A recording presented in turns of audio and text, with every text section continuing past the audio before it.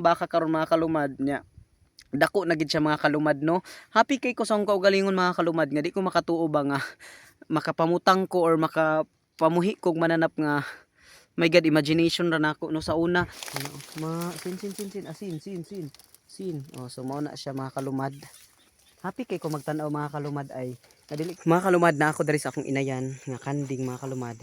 Pag umani sila mga porga mga kalumad, so mo ni akong inayan mga kalumad, nagapos siya and then mo na yang anak ang duha mga kalumad. Ang klase sa mga nati mga kalumad kay kuan siya mga laki. Mga kalumad is mo ni atong isa po nato ka kanding babae. So po ni mga kalumad medyo gamay-gamay nga kanding pero mga nakay na ni siya mga kalumad. Dako na kayang tiyan o bitay na kaayo so gahulat ra ni siya siguro og hayag ang bula. Kani siya mga kalumad is kuan ni siya mga kalumad kanang buros ni siya mga kalumad so dako na kayang tiyan mga kalumad o pagid kanding yapon mga kalumad. So dako na pod iyang ko ano iyang tiyan pero dumaga og mga nati pa ni sila mga kalumad. So kani siya mga kalumad kana nang duha kani mga laki ni mo ni siya ang mga kani mga anak ng mga lalaki kanang duha.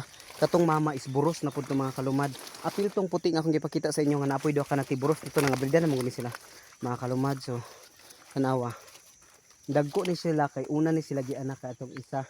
So kani siya iyang inayan kaning orange bunga buutan ni sila nga kanding kakahawiran nimo ni so okay ra mo me o kani pud siya nga kuan so mao ni siya katudayon lalaki ni siya katmad na pud ako mga kanding dari kani kani mga laki ni mga dagko kayo mga lumad pero mga buutan kay ini sa tanan tanawa mga beautiful kay glawas mga kalumad no so mao ni sila mga buutan ni sila mga kalumad inani sila basta makita ko nila mga kalumad ganahan sila sa ako then kana din sila mga kalumad kani ako agyapon ng kanding mga kalumad kani so big na kay mga kalumad kani po dahil isa mga kalumad kani mo to akong turo po nga bago agay kato kani dahil